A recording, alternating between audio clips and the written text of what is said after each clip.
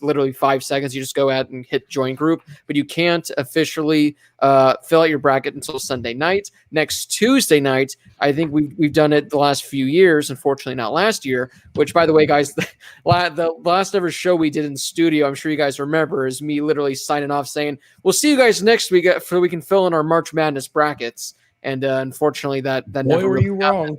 So we're going to be filling out our brackets live on air next week. So if you guys want to copy and do exactly the same bracket that Lyle's doing, if that's a strategy you want to do, by all means, go for it. I think Lyle, where do you have Virginia? Yes. Second round? No, I'm kidding. I'll tell you this. If I make 25 brackets, there's 2 teams I'm putting in the Final Four in every single one of those 25 brackets. I'll wait till next week to talk about it more. But I think I know who the 2 teams are because they're guaranteed. There's one team that is guaranteed to be my Final Four. If you follow John Rothstein on Twitter, I mean, he tweets about the same 2 teams. So, I mean, those are mine. But so yeah, again, if you guys went in on that, a few years ago, I picked Auburn to win it all. These 3 laughed at me, called me stupid, said I was idiotic. Auburn went to the Final Four. Did they win, Blake? Did they win? They lost. I think they lost. No, but they didn't win. Now they went to the Final Four. I'll give it. They did not win. I'll give it to them. That was actually pretty impressive. I thought they had no chance, and they almost lost that first game to whoever it was. Oh, I remember. Yeah, I remember they almost lost the first game, and then everyone was ready to let me hear it. So again, it's going to be a fun show next Tuesday while we fill out our brackets live. And like I said, just make sure to join the fun. And again, the highest scorer is going to get to come on the show in a future episode, talk about their bracket. Guys, any final words before we move on to the latest bit of news, and then we'll get to tonight's segment. I got to give a quick shout out, and I didn't tell you guys this, but today is my parents' 25th anniversary. So shout out to them. They're not watching the show. They're at a nice dinner right now. I know. I would hope so. Yeah, I would hope so. Hey, congrats, David. Congratulations. I thanked him for dinner. All right, guys, let's get to the latest bit of news. The first one is Les Miles. You gone? Come on, Lyle. We all did it. That was not planned, and then you just didn't do it. He's on that Seattle delay. It's a few second delay. So Les Miles, you gone. Yeah, a bunch of stuff was going down when he was at LSU. Him, Darius Geis. There was a bunch that came out like a year or two ago with Darius Geis and LSU, but I don't think Les Miles was really attached to any news. He comes out, and for the most part, I mean, Les Miles is a pretty big name in regards to the coaching realm because, you know, he was dominant when he was at LSU, then ate grass, went to Kansas, and for the most part, since he's parting ways with Kansas, this really isn't – I mean, it is big news, but in regards to just overall coaching news, Kansas is a 1-2-win team that might be going back to winning no games this season. So, guys, again, not a whole lot to share on this. Just, I guess, your brief reaction on just the whole Les Miles situation that went down. I think it makes a lot more sense why it seemed like he was kind of out of LSU so quickly. I remember when we were doing this show when he was kind of forced out at LSU. And I think we all kind of thought like, I mean, like, I guess I get it. It seems like it's kind of quick. Like maybe they started having a bad season and then they panicked and let him go too quickly. Honestly, makes a lot of sense now because if they knew about all of this in the past, makes a lot of sense. I'll jump in and say this quickly. You know, when we used to do like our hashtags, we did like, you know, hashtag less is more. Well, now less is gone. Less. Gone. So that was a big thing. But the weird thing was the weirdest thing I found out or thought about all this was the press release Kansas put out. They did it like 11 p.m. and they said they were disappointed they weren't winning more games. So that's why they fired him. Or they mutually agreed to part ways. They never said anything because they said he was, you know, vetted before during the hiring process. This never came up. So what they said was in the press release was like, you know, we're ashamed as, you know, athletes and fans and everything that we weren't winning more games, so we're mutually agreeing to part ways. Nobody has ever mutually agreed to part ways on anything, ever. It just doesn't work like that. What about Piers Morgan? Did you hear about that? He left because he was criticizing someone else and got a bunch of backlash, and then ITV was like, yeah, we got nothing else to say. Go ahead. Like, yeah. See ya. Yeah. They're like, good day. Look at that. That is breaking news that we're talking about. I mean, that was like an hour ago. Yeah, so it was 2 hours ago. yeah. Well, and then there was a tweet this afternoon showing what his settlement is, and he's still getting like $200,000 a month, which I think is crazy. I get that the reason behind it is because there's the potential for lawsuits from his side if there isn't some settlement reached. But I kind of just find it crazy at this point how it feels like college football coaches can basically say whatever they want and to some extent get away with it. Like, it feels like if a college football coach yelled fire in a movie theater and there was no fire, he would get a raise. Like, I kind of find it crazy that these coaches can continue to say whatever they want. And obviously Les Miles is no longer with Kansas, but like, he's still getting paid out like that. I don't know. I'd kind of like to see this get cleaned up in the near future. Yeah. So again, definitely interesting to see, just because Les Miles, name wise, one of the more, recognizable names out there, but Kansas wise, this isn't going to impact the program literally, I think, whatsoever. I mean, Les Miles has done nothing while being the coach of the Jayhawks. I mean, he's been there, 3 years now, 2 years, and he's just done absolutely nothing. So Les Miles, you gone. All right, guys. Speaking of good coaches, Tom Allen in Indiana, they restructured their contract. Brady, I don't have what the details are here, but I'm sure you know it off the top of your head. What was the restructure in his contract? And he was like extended or something, or He was on a 7-year contract already that they signed at the end of last season. And so what they did was they just restructured his contract to essentially say, hey, you're going to keep those 7 years, but we're going to put more money into it. So it went from being like $3 million a year to like $4.5 million a year. So he's essentially got a raise. Didn't get his contract extended because he just signed a 7-year last year. But it's essentially a promotion. You got a raise. You got a $1.5 million raise. Can't complain about that. I'm down. Let me get that. Yeah. So Tom Allen, he'll be at Indiana for a while. He's getting more money, which I think just shows their confidence in him. It was also essentially a major buyout security for IU. So they immediately boosted his contract when his price was high. And so now teams are going to have to pay Indiana a lot more money if they want to come poach Tom Allen. So smart move on both sides, obviously. Genius move by Indiana on their part. All right, guys, one final bit of news. This is something that I'm sure Brady already knows, so I'm not going to ask him unless he has no clue. But Big Noon officially announced who they're going to be replacing Urban Meyer with. So with Brady's nod in his head, Lyle and Josh, did you happen to hear who's replacing him? And if not, would you guys like to take a guess as to who's replacing him on Big Noon? Is it Brady? Is it Brady Klein? Oh. No. Oh, No. well then No. Unfortunately not. Is Brady Quinn already on Big Noon? He's not. I think he is on Big Noon, he right? is. Well, Yeah, because he's he was already in, on Big okay, he used because to be in the he was- booth. Right. Yeah. But it's So- it's him, Reggie, Matt Leinart. I always forget the host name. Who's Rob host? Stone. Rob Stone. Rob Stone. Stone. I don't know why. I always forget who it is. And this is who's replacing Urban Meyer. If you guys need a hint, I will provide you a hint. I would love a hint. Yeah. Unless Well, Lyle doesn't want one. No, I don't know. I need a hint. Since Urban Meyer was a coach, it's fitting they replace him with a coach. Mm-hmm. It's Les Miles. And he Yes. Ooh, that is a good guess. Now here's another hint, guys. He's not currently coaching in college football, if that helps. Is it Tom Yes. Herman? Lou Holtz. Well, Tom Herman, I don't know if you heard. Tom Herman just picked up. He's the offensive analyst for the Chicago Bears now. Oh yeah, that's right. Okay. So no. Man, I don't know. I don't know.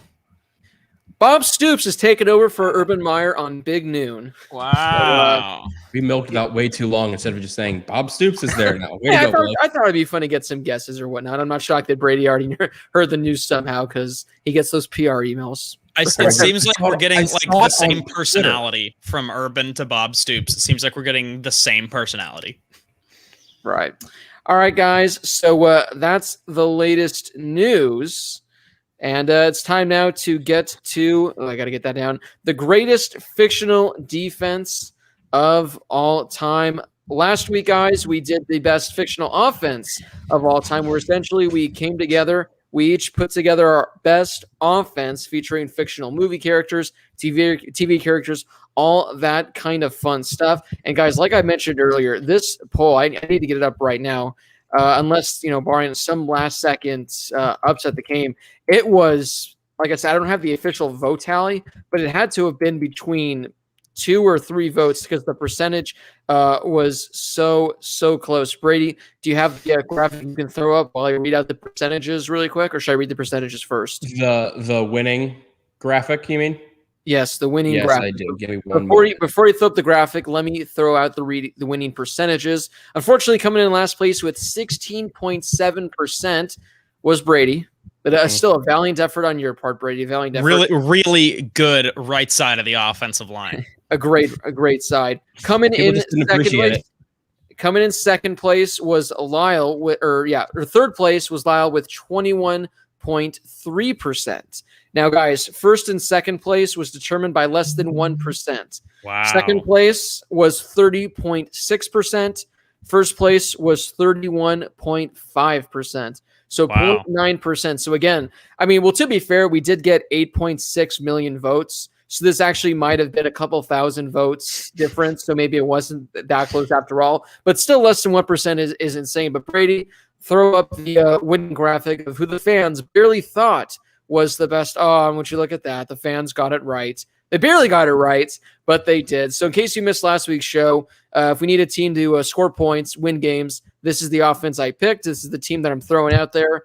My guess is everyone saw that Ron Wolfley, 4-time Pro Bowler Ron Wolfley, is there at fullback, and that's what gave this team the edge. So there's the winning team. This feels good considering last time we did a bunch of polls is when we did the conference realignment, and Josh won 4 to the 5, and it wasn't even necessarily fair. So we're on the board with 1, and it's open season for the next place. This was fun, though, guys, because Brady is the only one that knows what teams were taken. Last week, it was fun seeing what everyone was picking. I thought defense was a lot harder than offense, especially considering I didn't want to reuse any of these characters. So I struggled with this one. When I did it last week, the offense took me like 15, 20 minutes. I spent close to an hour yesterday working on my defense, so I'm excited to see what you guys come up with. So, Brady, since you came in, unless you have an order and makes I have it in the normal order we go in. Okay, then no, we're not going to go pity points, whoever was in last.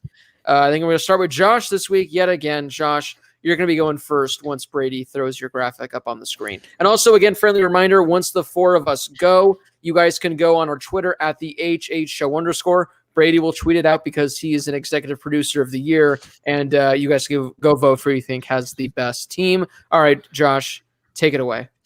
Okay, so the defense was a fun one for me. It all starts for me with the defensive line, and the plan here was to have the best possible offensive line the universe has ever seen. Defensive line, yeah. Let's start with the ends. On the left side, the way that we're looking at it, on the left side, I wanted some speed on the ends, but I also wanted some size and strength. So we start with King Kong and the Hulk. You know, they're both super strong. They've both shown that they can be really fast. I think that's really important for the defensive line, and especially get that outside contained too from the defensive line. Some strong pressure from the outside. And then with the defensive tackles, the main thing here was stopping the run at all costs. And look, Optimus Prime's the man, right? But he's not even the captain of this defense. He's not even the main player on this defensive line. The main player, without a doubt, is the Kraken from Pirates of the Caribbean. I got to be honest, I saw all of your offensive lines. I don't even think my offensive line can get past this defensive line. I don't need to see anybody else's defensive line unless somebody else has got the Kraken on it. Because you could dig under the ground with a tentacle and pull somebody down like that. So I basically just a cheat code. He would not even be a 99 on Madden. He would be a straight up 100. They would have to break the game for him. So the Kraken in there, he's unstoppable. Keeping up with the front 7, you got to throw the Crimson Chin in here. The Crimson Chin, he's got his superpowers, and this guy can do almost anything, let alone he can fight crime with a part of his face. So that's a really important part of my defense, was thinking about who can fight crime with their chin. On the other side, my other outside linebacker, I've got Maui. He can with his hook, he can transform into anything. So he's kind of my hybrid linebacker where you can use him, blitzing off the end. He's good in the passing game. He's good in the run defense. But especially in the passing game too, he's one of those linebackers that's big, that's burly, that's athletic, but can also drop back into coverage. He can spin that hook just like Thor spins his hammer, and suddenly he's a bird. no fly zone, baby. So Maui was a really big choice on there too. And then Wreck-It Ralph. I'm going to be a full disclaimer. Never seen it. But hey, we've got Hulk on the D line. I wanted somebody who could smash kind of like Hulk, and that's Wreck-It Ralph. And I mean, he's got Wreck-It in the name. He's just going to wreck the other team's run game. He's a big presence over the middle, and he's the captain of this defense, especially in the front seven. The secondary is really important. So I mentioned Stitch and Spider-Man last week. I decided not to have them on my offense just because I wanted to have the best lockdown defense possible. Stitch, great speed. He's got powers. He can do a bunch of different things, but most importantly, he can bring up another arm. He can get more than just his two arms. He can also run on all fours. He's an alien. He's got, extraterrestrial friends and influence. So he's really a student of the game. He's student of the aerial attack. It's a really big thing to have that here. And that extra arm is going to come in to really help out the team. Flip to the other side. My other cornerback is Spider-Man. I really thought that he was going to come in and be my wide receiver one, but of course I had Danny Phantom, best receiver in the game, literally unguardable because he's a ghost. But Spider-Man, he's a no-fly zone, right? It's absolutely no-fly zone. Go back further into the secondary, and we've got one of the safeties is Superman. He can fly around. Ain't nobody got kryptonite on the offense unless somebody made a change to their offense, because then that would change things. So Superman obviously flying around. He's kind of the jack of all trades. He's kind of like a Talanoa Hufanga, maybe like a Troy Polamalu, where they're a defensive back, but they kind of play the game like a linebacker too, but really good in the secondary. So I think that's Superman. And then I actually had a last minute change. So my other safety position, I decided to take Ahsoka Tano from Star Wars. This was a tough one. Originally, I had Alduin from the Elder Scrolls slotted in there. He's a dragon. But then I thought I'd make it a little more fair for you guys. And I thought that maybe he'd be a little slow trying to get off the turf to whack balls down. You had Hercules on the first one you sent me too. Yeah. And then I had not Hercules the character. I had the actual demigod Hercules. But he's kind of a jack of all trades too, and also he's not a Greek god; he's a demigod. So I didn't want to get into all the technicalities. So I decided to go with somebody who's a Jedi. And I know that some people might think oh, well, is she really going to be ruthless if she's a Jedi and she's got to be pure and stuff? Well, actually, Ahsoka Tano left the Jedi Order, and if you've seen Mandalorian, spoiler alert. I'm only on episode 4 of season 2, so let's be careful there, dog. That's like the episode that never mind. It's when Gus Fring comes back into the equation. It's when who? Gus Fring. All right. So Ahsoka Tano, she's like a gray Jedi, so she doesn't have to be as pure as all the other Jedi. She knows what she's about. She's acrobatic. She's got her own powers. Also, the Force. She has the Force. So she can just levitate the balls to her, and she can intercept passes like that. So Brady, don't look at me like that. So that's kind of the way that I restructured my defense. And honestly, let's just be honest. There are 10 people on the field that I think are really good, but ultimately don't matter because, like I said earlier, one of my defensive tackles is the Kraken. So good luck getting past the line of scrimmage. Let's get Kraken. Yeah, let's get cracking indeed. And no, Lyle, I'm not talking about your future favorite hockey team. So you say that, Josh, is when I made this graphic, Lyle, I actually put the Seattle Kraken logo on there as a joke for Josh originally instead of the actual Kraken, and he didn't like that. Yeah, no. I also want to throw in real quick that if I had to have a kicker, it would be Elastigirl, legs for days. Yeah, I mean she's really good. She is.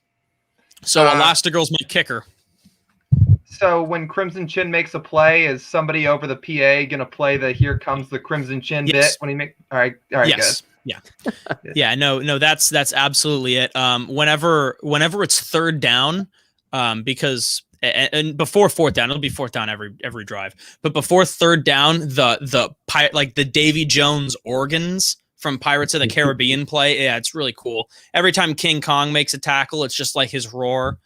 So that's what we're shooting with here. I think we've got a solid defense. I like it. Thank you. I do too. Now, Optimus Prime, does he go back into truck form at all, or what? Yeah, no, he can do whatever. I mean, let's be honest. He's already a pretty big truck. So if he wants to transform into truck mode, he can just be stationary and drive back and forth on the line of scrimmage, and that can just prevent anyone from getting past. And you know what? If they try to get past, boom, Kraken comes up from the turf and pulls them under. So, I mean, there's really, I'm sorry. Like I try to be, objective and impartial, and I try to be unbiased and all that. But like the Kraken. So, there's no holes in that defensive line. So I will say your edge rushers don't have a lot of speed though. You don't think so? All good. I don't know, man.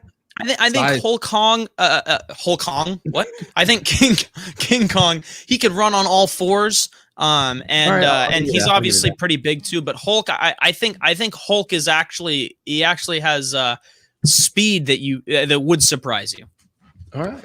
Yeah, well, very, very solid job. Well done. So there's you. Josh's team. Again, for those interested, once we are done showing our teams, you guys can go over to Twitter at the HH Show _. You guys can vote for the best defense. And next week, we will unveil the results. So that means it is time now for Lyle's defense. Let's see it, Big L. I think my edge rushers have some speed, personally. Ooh. So, all right, let's start off. Let's start off with the guy who's on all fours, but he's a human being. So I just want to say, I could have gone my whole life watching Wedding Crashers, and I never would have known his name was Sack, like S-A-C-K. I thought it was I Zach. didn't know that either, and that's why I'm laughing so hard right now, because I never knew his name was Sack. No, I thought it was Z-A-C-H, Zach, my whole life. I looked up the cast a few months ago, and I realized it was Sack. So going through this team the other night, I'm like, all right, I have to put him in. I mean, he stops hot routes. I mean, hot route. His literal name is Sack. I don't know how he's not gonna rack up a bunch of sacks personally. One of my all-time favorite movies. Oh, one of the greatest movies ever. Yeah, as seen from his elite play in touch football that he turned into tackle football. You got Bowser and Galactus on the interior. I mean, you just need some big bodies up there. Galactus is also like 1 trillion feet tall or something like that. So you're going to get some interior presence, Superman on the edge. And then my linebacking core. I mean, #1 overall pick, Vontae Mack. Teammates showed up at his birthday party. And, Sonny Weaver liked that. He said, I'm not picking a guy that's a head case and doesn't have any friends. So I got to go Vontae Mack with my outside linebacker. I got Thad Castle on the inside. As we know, that was another #1 overall pick out of Blue Mountain State. And then Bobby Boucher. I mean, for those who don't know, if you put together a 20-sack season in football, that's an all-pro on pace for a Hall of Fame type year. Bobby Boucher averages 20 sacks a game. I mean, Bobby Boucher is the most elite linebacker you'll ever find.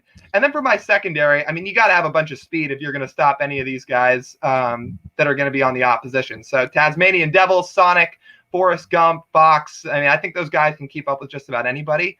And that's my team. Yeah, I got to say, I love that linebacking core personally. I know somebody threw a comment up about it, but yeah. Do you think that there would be any competition amongst the linebackers, especially with Thad being kind of a head case? I do, but I got to tell you what, if Thad gets, too big for his britches and pisses off Bobby Boucher, he's going to get humbled really quick. So I think he's going to learn to be a team player. This is, we're running a 4-3 defensive scheme, and I have the two outside linebackers sort of creeped up towards the line of scrimmage. But, I think you put those guys, in between the two tackles and guards, so you have a rearranged 4-3. I think that linebacking core is elite. But, funny enough is I was trying to find a photo of Forrest Gump playing football, and there are none. I had an easier time finding a photo of Sack than I did Forrest Gump in an Alabama uniform. But when I saw Sack on your list, it clicked. I was like, this is, in my opinion, and I've seen all of your teams, the best individual pick from any of us. Like the best pull that any of us had was Sack from Wedding Crashers. That's why I was laughing so hard when I was looking around the team, and then it hit me, and then I immediately just thought of the scene. And I said, "That's genius!" I don't know. I mean, I never would have given that any thought. I was just gonna say, I think your best inclusion, just based off of how we've been doing this, is Bowser. Totally slipped my mind, Bowser at all. I think the funniest inclusion by far up to this point is sack. Like I said, never would have known Bradley Cooper's character name was spelled S-A-C-K ever if I hadn't looked it up. I always thought it was Zach, but once I looked it up, I was like, come on. I mean, he's the dude is made to rack up sacks. You got to put him in there. Well, I mean, based off the comments so far, everyone's been loving this one so far. So Lyle might be the team to beat early on through 2, but hey, Lyle went over a lot of people. And it looks like people aren't even talking about sack in the comments. It's just other things he did. So Lyle, well done. Lyle's literally going to win. Well, I'd vote for him just because of sack. I don't know about what other people are going to vote for. So it'll be interesting to see how that goes. So there's Lyle's team again. When we're done with Brady and my team, go over to Twitter at the HH show _. Vote for your favorites. Brady, it is time for your team, your defense. My defense. So I made one change I actually finished mine with my offense last week, but I made one change with something that happened over the weekend. So I went an entertaining one as well again. I'm going to start up front. I'm going to go with Terry Crews. It's Terry Crews. Come on. I didn't want to put the Rock in there. I didn't want to put Terry Crews. I didn't want to put the Rock in there. I feel like that's just cheating. So I feel like Terry Crews is like the next best offer. He's jacked. He can do the peck bounce and all that. He also played in the NFL. Well, yeah, that too. But still. He's going to be one of my defensive ends. My D tackles, I went with size like you guys did on that last one, like you guys have before. I put Hulk there. I think that's a pretty obvious one. Hulk is Aaron Donald, so why not just put him there? Aaron Donald is Hulk. Mason gave me the idea for this one. He said Ferdinand the Bull, and as soon as he said, I was like, yes, Ferdinand the Bull from the movie Ferdinand, voiced by John Cena. I almost put the Peyton Manning Bull as my quarterback, just to have that little mix as well, but I didn't want, 2 bulls. Ferdinand the Bull, he's got horns. He'll just run into you and can hip check you and do all that fun stuff there. So I think, Ferdinand's going to be a pretty dominant defensive tackle. Tasmanian Devil coming off the edge, man. He's got that spin move. I'm from, Indiana. I'm a Colts fan. I got Robert Mathis, Dwight Freeney. Those 2 guys coming off the edge doing their spin moves are elite in the NFL, but I think Taz gives them a run for their money. Spider-Man, like we said earlier, is a defensive back, shoots the web at the ball, picks it off, great hands. He's got the Spidey vision. He can just tell when a receiver is going to cut, what's going to happen. So, he's always one step ahead of you. How are you not going to put Arnold Schwarzenegger on your defense somewhere? Just look at him looking like all big and muscular. So I think Arnold Schwarzenegger. Yes, exactly. You're governor, apparently. Come on. You're damn right. You're damn right.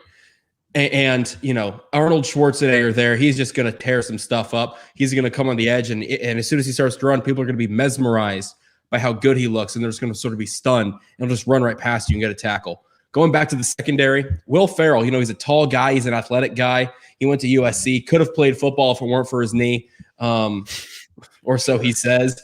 I think Will Ferrell is a guy that can lay the hit and then, drop a one-liner on you when he's standing over top of you that makes you just laugh your ass off while you're sitting on the ground right there. My other safety, I have Rooster from 22 Jump Street, our guy Jimmy Tatro. He laid a big hit on, or Channing Tatum ran through him, but he laid a big hit on some of these other walk-on receivers during tryouts in 22 Jump Street. So I think Rooster is a good guy. He got some cool tattoos and things of that nature. So I think he'd be a great secondary. Yes. What does that comment mean?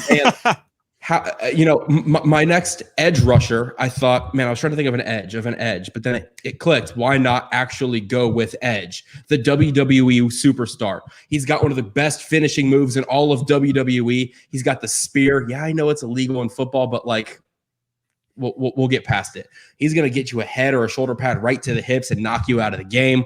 That's going to be a tough guy coming off the edge. And I originally at my corner had Paige Van Zandt. She's a shorter UFC fighter, but then this past weekend something clicked, and I decided to change it to Amanda Nunes because you get 5 yards of contact, right? She's going to destroy you in those 5 yards if you're a wide receiver, no matter how big, strong, or powerful you are. That first contact by Amanda Nunes is going to be dangerous. So her at my cornerback, I'm not expecting her to cover deep. That's Jimmy Tatro's job. That's Rooster's job. Amanda Nunes, she's going to be right up in your face and just go at you on those first 5 yards. So that's my defensive team. And if I had a kicker, I'm going to save the kicker because I have the same one as Lyle. So I'm going to leave his Lyle went already. Oh yeah, I didn't say my kicker. Yeah. You're right. We can do it together if we have the same kicker. So you can go ahead. You can go ahead. I mean, it's pretty easy. I mean, some would say Jamie Tart do Jamie Tart do. Yeah. Yes. Jamie Tart from Ted Lasso. I mean, that guy's got a foot. He's What kicking about, field goals. What about Danny Rojas? I was thinking about Danny Rojas. Danny Rojas loves football. He loves football. He loves Football is life. Football is life. Yeah, so I'd probably go one of those guys for my team for a kicker. But this is my defense. I'm relying on Ferdinand the Bull and Amanda Nunez to just get stuff done. Ferdinand the Bull. I got to ask, I mean, are you confident in Rooster's both on-field ability as well as does he truly love the game of football? Because watching 22 Jump Street, sometimes it seems like maybe he's not solely focused on the game of football. That's where I think a guy like Thad Castle in front of him or Will Ferrell next to him can, like Ferrell will tell him a joke and he'll be like, all right. And he'll be lighthearted with it and enjoy it. And then you're going to get a guy like Thad Castle who's just going to come up, smack you around and say some stuff to you that you're not going to like. So, I think Rooster can get his stuff together. All right. Yeah. Good for what made you prefer Rooster from 22 Jump Street as opposed to Jimmy Tatro's character from The Real Bros of Simi Valley? Well, we actually get to see Rooster in pads playing in 22 Jump Street and not in The Real Bros of Simi Valley. So get your boy, dog. And get your boy. I was just gonna say, like who knows? Maybe if he sees some 2-year-old kid on the sideline, he'll get offended and get all up in his face. Yeah. It's your turn, Blake. All right, yeah. So again, you can vote on Twitter at the @HHShow_.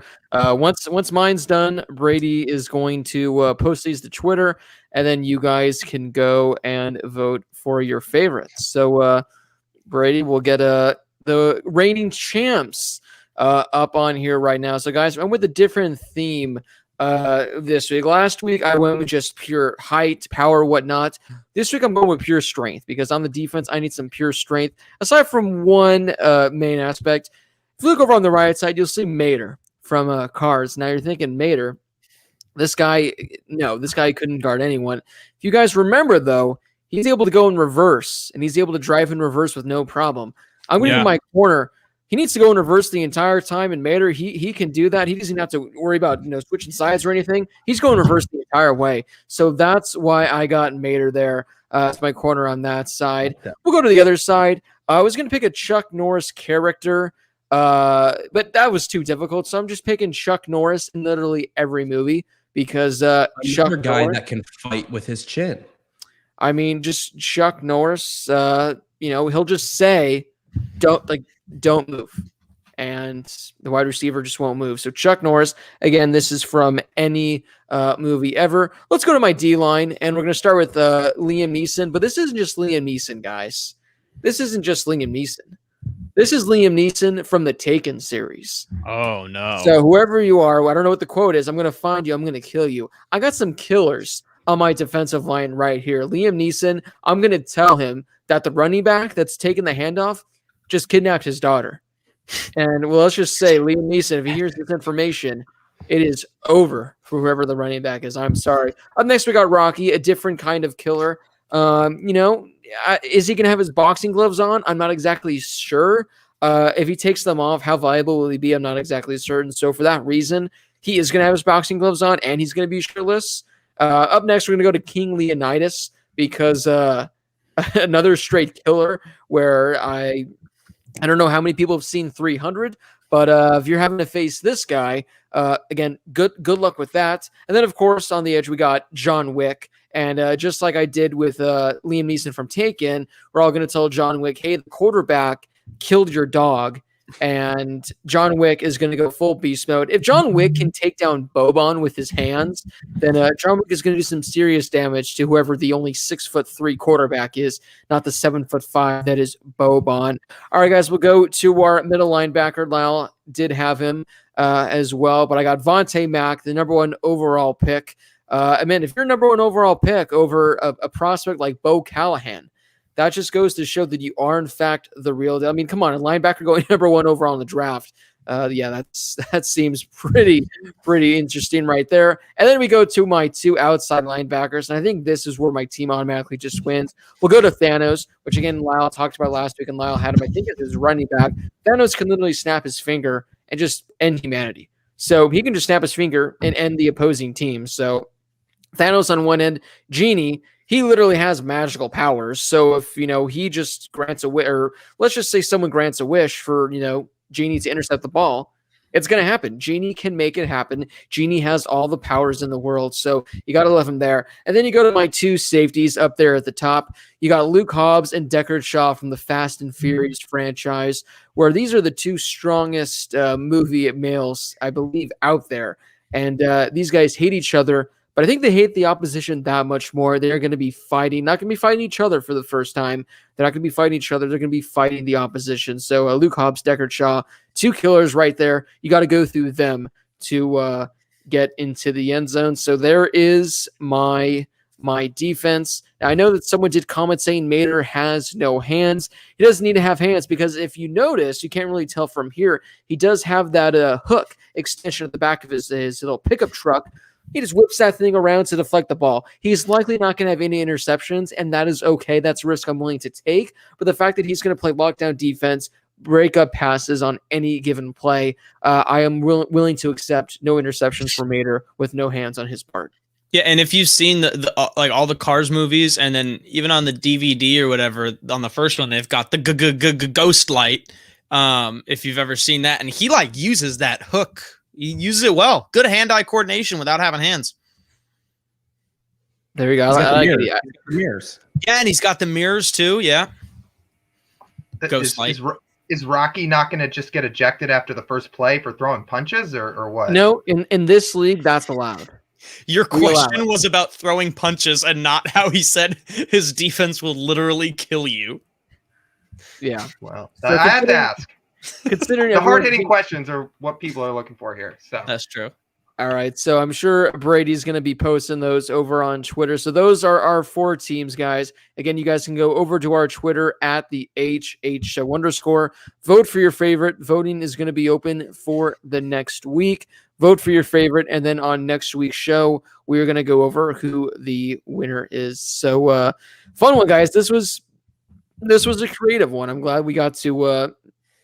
I mean, for the most part, I think really, aside from Lyle and I having Vontae Mack, there were no similarities at all on our teams.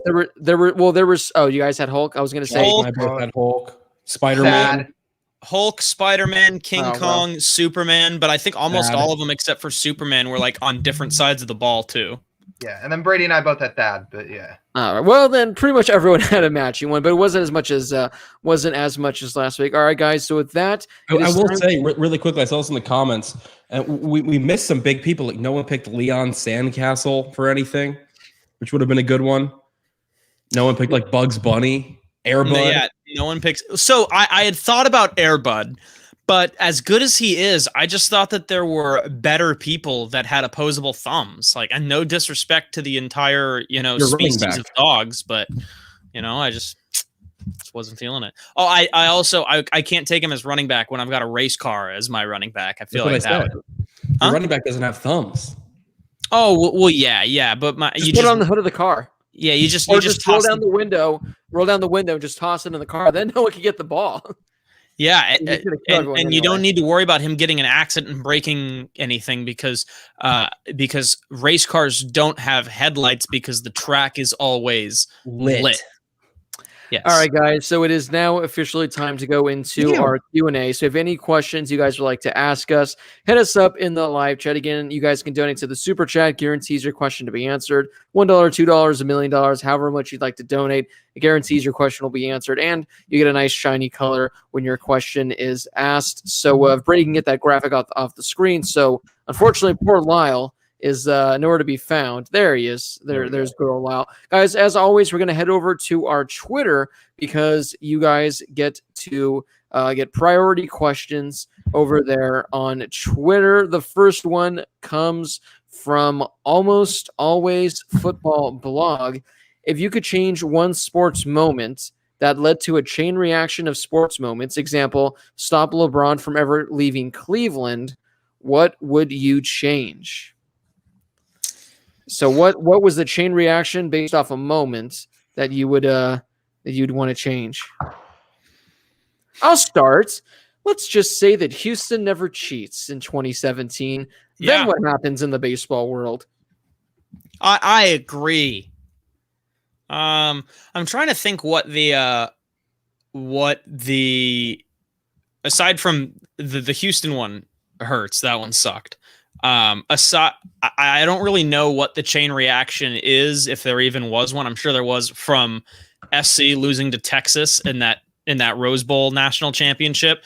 But I guess maybe for SC, the whole Reggie Bush situation, which now SC loves Reggie Bush again, and he's welcome back on campus, and there's been like no hard feelings because he didn't do anything wrong.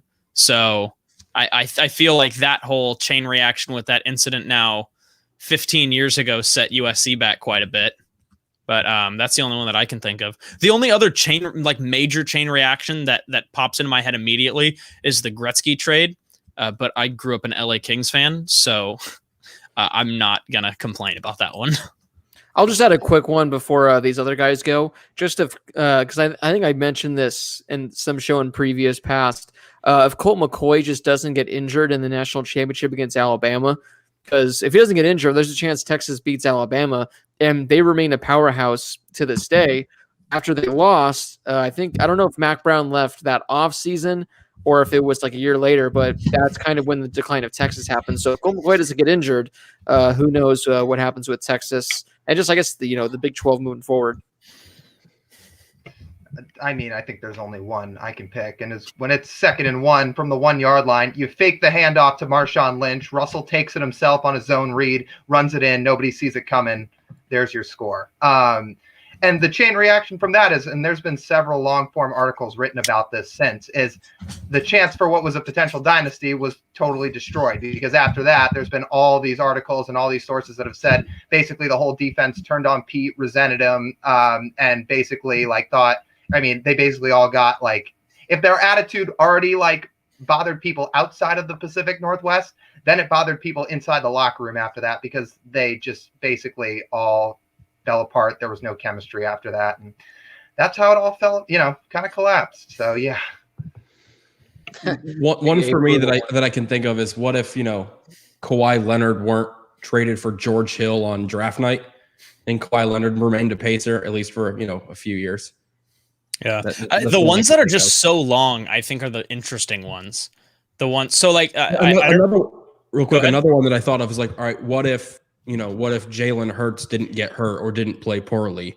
Then when would we have seen Tua? How long would he have stayed? Would he have stayed? There were talks he may have transferred to USC at one point. He was considering. What if Georgia had a competent coaching staff and had Justin Fields at quarterback instead of every other just sad excuse for a quarterback they laid out there? See, I agree, but they were just so good all those years, though. Still, so they could have been better.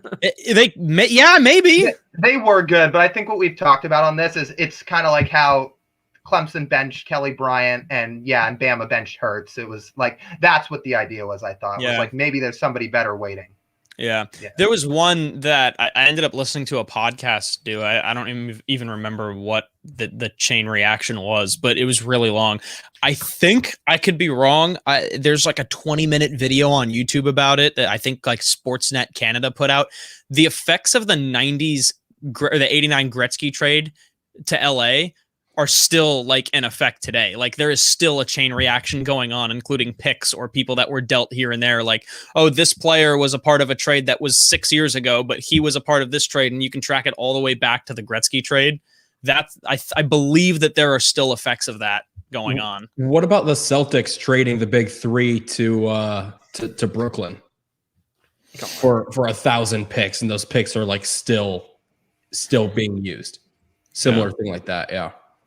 Yes. Hey, as Short Round says, hey man, Jake Fromm was good for those 5-yard outs. He sure was. He was. Completion percentage. He absolutely sure was. All right, guys. Next question. I don't have it in front of me because I accidentally just logged out. So I apologize who the question's from. But it was, who do you think is the number one quarterback taken off the board in the 2022 NFL draft? Now, this upcoming draft, because that's fairly easy, 2022. It could be like what WalterFootball.com has, and they have Tyler Shuck as the not number one quarterback, number one overall pick. Yeah, in the not a 2022 NFL chance. draft. I think it's Sam Howell. I think he's got the most upside out of anybody there. I think Keaton Slovis can be there. I think the talent for Slovis is there. I think he just needs to improve. Maybe just the way that he reads the game a little bit, but that's just me. I think Jaden Daniels is up there, but we also haven't seen Jaden Daniels and an explosive offense for more than 4 games yet. So I thought this was going to be the big year for Jaden. We just didn't get to see enough. So I think Jaden Daniels is up there, but I think that the clear cut for me is Sam Howell. I would take him over Spencer Rattler at this point too. The question was from This Isn't an Organized Pod on Twitter, and yeah, I would take Sam Howell too. Howell and Rattler are probably going to be fighting for it all of next season. Like I said I've said this on this show. I think Shuck's good, but number one pick, no. It'll probably be Howell, and if there's anybody that'll overtake him, it'll probably be Rattler. It's not even at Oregon, so yeah, no. Well, but now he's at Texas Tech, which I mean, could actually help him. Yeah, actually help him. I mean, I don't know. I kind of feel like Oregon needs to change their offense a little bit. Maybe not for a guy like Anthony Brown, who ended up taking over for Shuck, but just seeing what Justin Herbert did this year in the NFL. Like, I mean, I was as critical of him as anybody on this show, and I know a lot of other people in the football world said the same thing. He was unreal. And it was because I feel like that Oregon offense kind of held him back. I don't know if that's the same deal with Shuck, but it's just well I don't know, it did. I kind of had that thought. So when he was at Oregon, and I do not remember if it was like this with Shuck this year. I just felt like it probably suited Anthony Brown better. And Anthony Brown was the one who always came in to do some read options or to run the red zone offense, which is why when he converted, that meant Oregon was scoring points and he just looked a lot better. But when Herbert was at Oregon, he didn't give any cadences because he never had to. Everything they did from the line of scrimmage was by him clapping his hands. So that's why everybody thought maybe, well, not everybody, but especially going into NFL training camp, that maybe those preseason games were going to be huge for him, and he never got them, obviously, because he had to adjust to a whole new offensive scheme, and also he had to actually give cadences for the first time ever. And then when he kind of got thrown into the fire, he just played really well and he developed quickly. Yeah. Yeah. So that was from This Is an Organized Pod. I got the tweet back up. Final question. Really quick, I didn't jump in on this one. I think Howell and Rattler are two pretty good answers for this. Even Keaton as well. But what if a guy like JT Daniels has a Burrow-ish season, right? What if he goes out and does what LSU did in the SEC, and what if Georgia wins the SEC? What if they go to the national championship? What if JT Daniels is playing out of his mind? He could make that jump, I think, to a top guy. He's got the intangibles. It's just putting it to use. Yeah, we got a question like this. We got a question like that a few weeks back about who's your potential breakout guy, and I think I said JT Daniels just from how well he played at the end of the year. Mm-hmm. And yeah, from the team he's on and the competition he's going to face, and we know he's talented. If he plays well all of next year, he's got a shot. All right, guys. Next question, final question from Twitter comes from Please Deshaun. Don't go to San Fran. What would each of your rapper names be? It's JS. Yeah, that's taken. I was going to say, it probably has to be Big L. I think there is some underground guy or somebody named Big L, I thought. Or maybe he's we do know you got to be like the Mount hottest Goldstein. rapper that is currently in the underground streets of downtown LA, dropping mixtape after mixtape, handing those out on Hollywood Boulevard. He is coming. He's coming. We know it. He's been coming for years. He'll be here soon. Can't remember his name though. And who? Yeah, who is it? I think it was just Lil F. Oh, Lil F. Well, mine's easy. I'm just BH. Simple enough. It should be BH, BH, BH. Yes. Just add all of them. Yeah, there's no limit. It's just however many you want to add. That's what it is for the night. Cool. So BH. Brady, did you share yours, or are you thinking? No, So I'm thinking. I have no idea. So we're Oh, all it's just it's DJ B. Klein. Yeah, it's DJ. Party with DJB. Yeah, so we basically all just got initials, except I just have my first initial. Yes. Big L. I think Mountain Goldstein would be a good one for you. Mountain Goldstein. Oh God. Yeah. I think just Blake for mine. I go one name like Cher. But you got to spell it. You got to spell it like really BLAQ. LAYQUE. All right, guys, moving over now to the YouTube comments. We have about 10, 15 minutes to get through as many YouTube comments as we can. Matt wants to know thoughts on Dak's franchise tag. He didn't get tagged. I guess then thoughts on his contract, because 4-year, as your local sports talk says, 4-year, 160 million, making 75 million this year. I guess that's with his bonus and then with how much he's making in his contract. What are your just thoughts on hearing that contract he got? The Eagles are paying Carson Wentz more money to not play for them than the Cowboys are paying Dak Prescott to play for them this season. Yeah, it's something like that with the Rams too. I don't want to talk about it.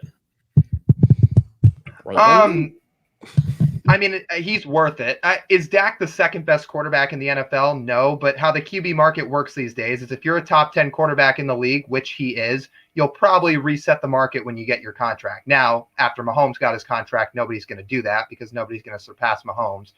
But yeah, Dak's worth all that money.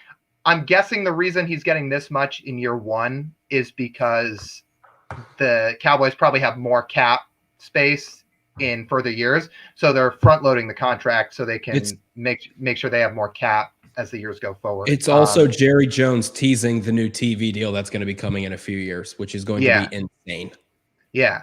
I mean, look, good for Dak, man. Like, he bet on himself. He took the franchise tag, which, I mean, I think should basically just be outlawed in the NFL. I think it's kind of a dumb rule or a dumb thing that's implemented. But he bet on himself. He took it. He got hurt. The Cowboys realized how vital he was to that team, and he got paid. So good for him. He was a fourth round pick, and now he's like the second highest paid player in the league.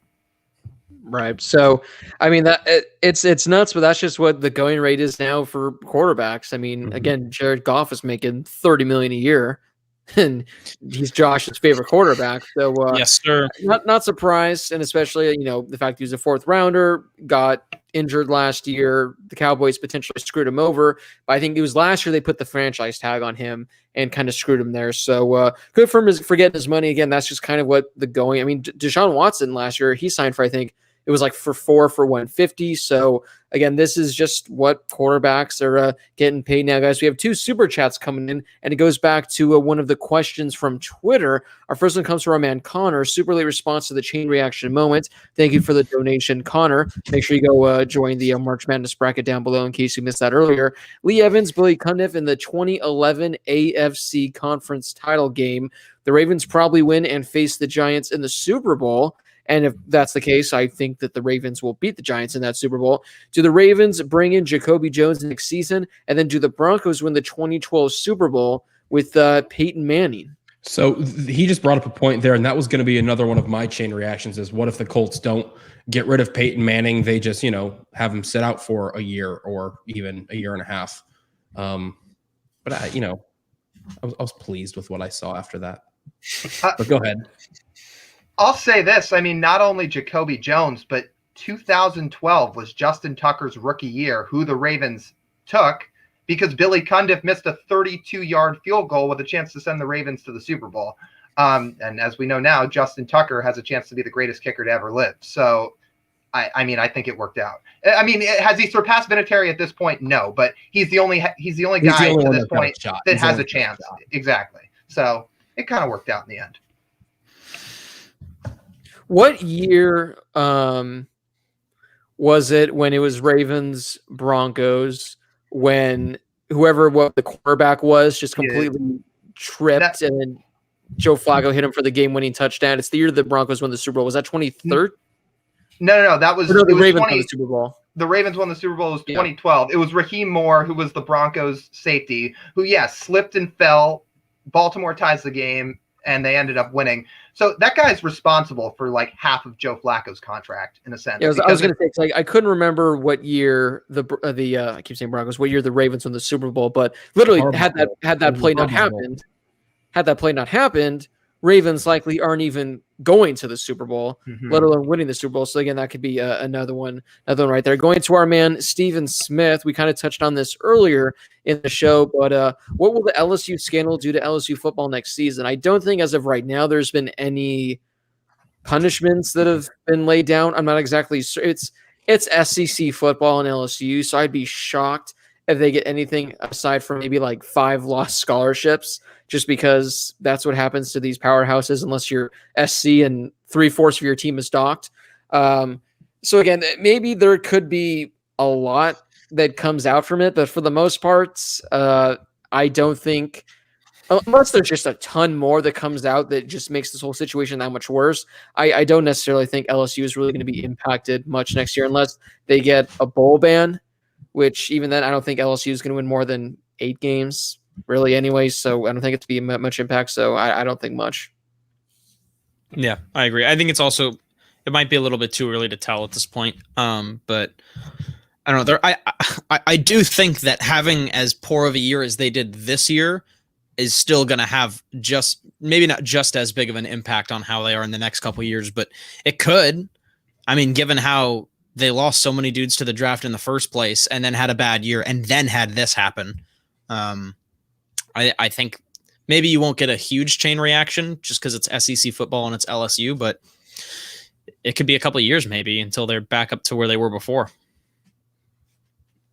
I mean, like you said a second ago, they're not going to get back to the spot they were a year ago, for quite some time. But back to a decent, reputable program, it's LSU. They're still going to be LSU. They're still going to get the top recruits. They're still going to play well. I don't think it'll do much for them, especially because it's a whole new regime there now.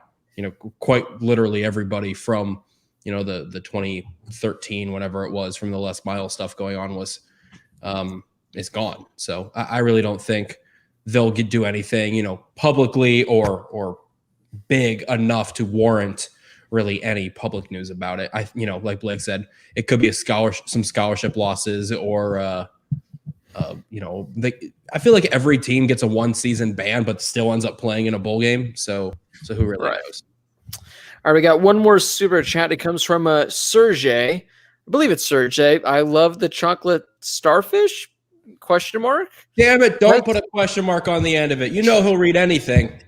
Best advice for Kentucky football. They had a question earlier saying, can Kentucky make it to the SEC playoff? So, guys, best advice for Kentucky football to dominate next year in the SEC? Well, I got it right now, Sergey. This is what needs to happen. If you want Kentucky to compete next season in the SEC, you want them to be a top 25 team, here's what you have to happen.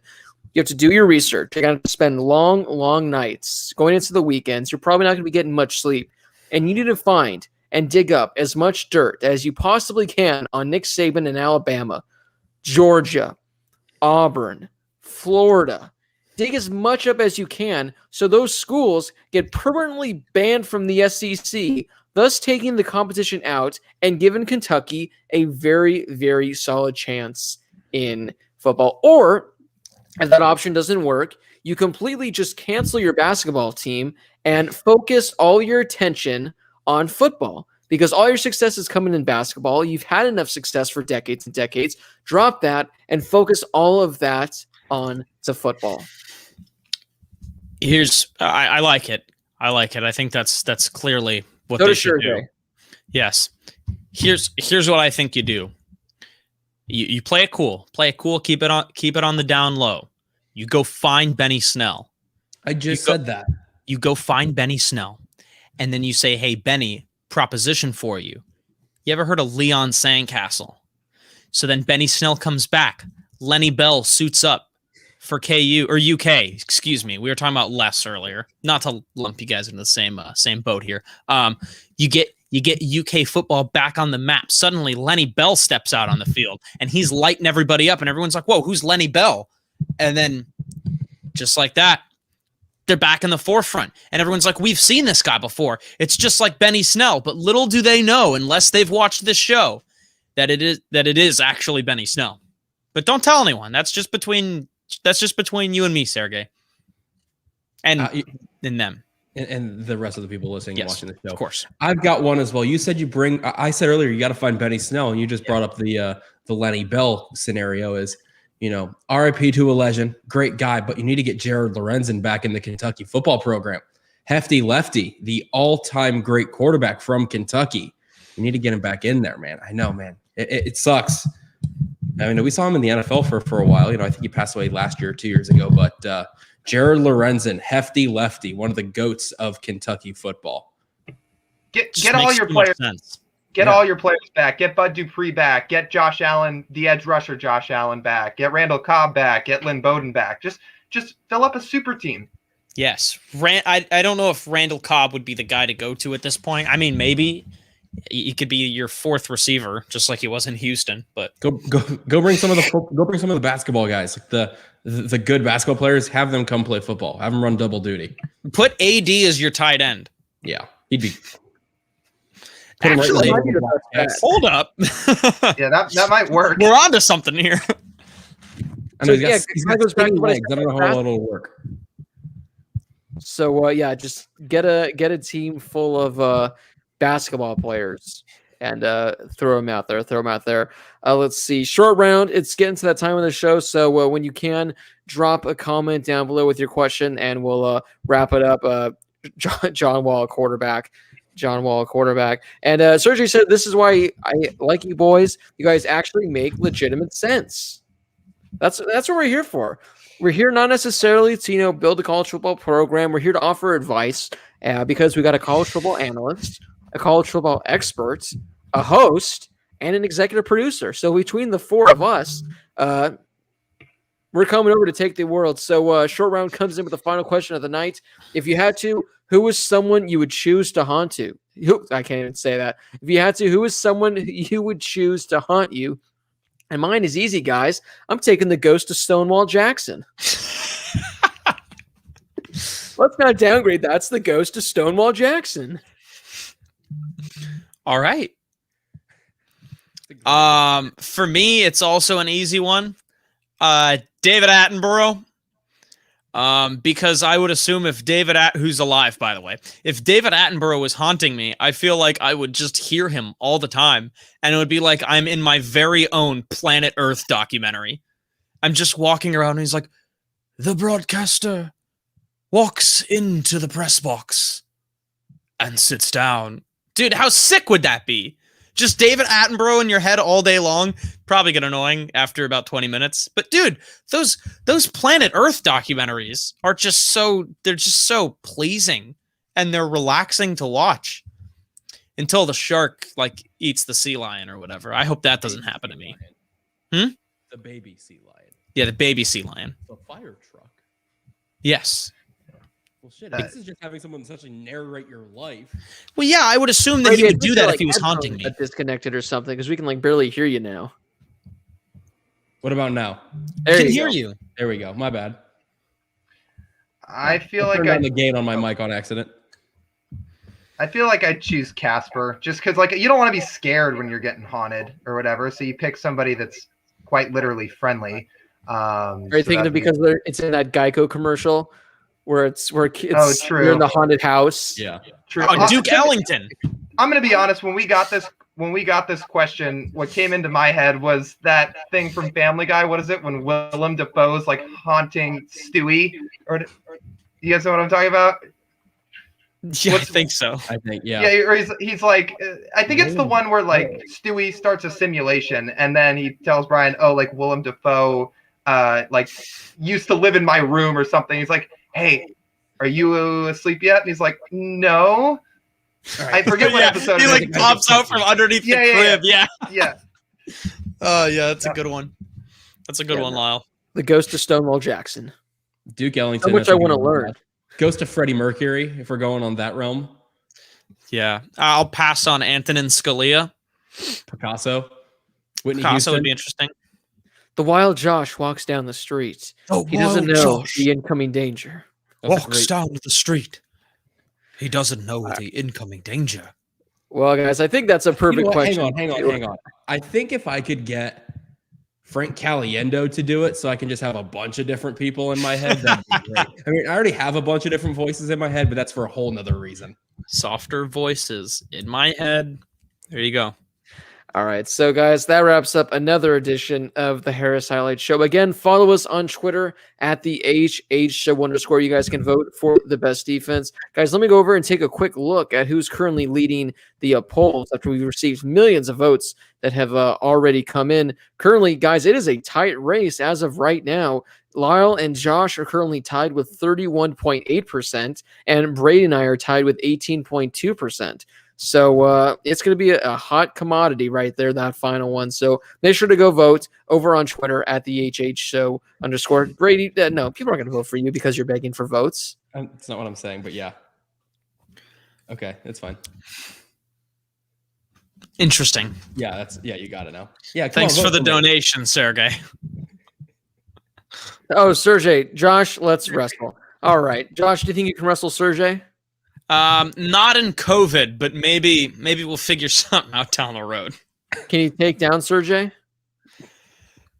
I would not know.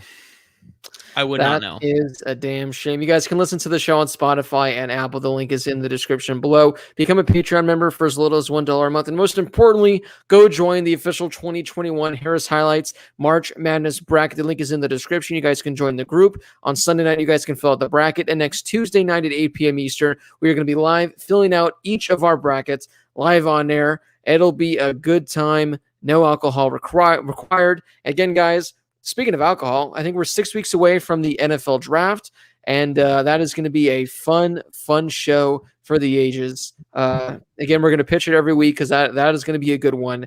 We're drink up, boys. We'll have drinking. We're going to come up with some sort of drinking game like during the show where, like after we get if we get past pick 5 and 6, like if you get a pick right, everyone else has to drink. We'll do something genius like that. But it's going to be a fun time for the NFL draft, guys. Any parting words? Before backstory where their brother died. Any parting words? Oh, yeah, when ESPN just makes every pick the most saddest thing. Any parting word, guys, before we head out for the week? Happy anniversary, Mom and Dad. Oh, you're cute. Happy anniversary, Rudy Gobert. Oh God. Oh boy. Happy anniversary. We were in Vegas a year ago, and it was yeah. No, we weren't. Thanks, Rudy. Every time it's all Rudy's fault. Every time I hear Rudy Gobert, I just think of the one person. Remember last year, guys, in the NBA All-Star game when Common did the introductions, and after the whole Rudy Gobert incident, there was that tweet that blew up, and it was, he has coronavirus and he doesn't really care. From the Utah Jazz, Rudy Gobert. I just love that every time. Josh, you my boy. Always good words, bro. So it looks like you and Sergey are chilling, which is great to see. For Josh Schaefer, Lyle Goldstein, Brady Klein, this has been Blake Harris from the Chateau in beautiful Monrovia, California. Thank you guys so much for watching. Join the March Madness group, and we'll see you guys right back here again next Tuesday as we fill out brackets live on air. Blake, you can't say that because you said it a year ago, and look what happened, man. That's true. I guess we'll have to wait and see. Virtual show next week. No other information. Virtual show, no information. All right. Thank you guys so much for watching.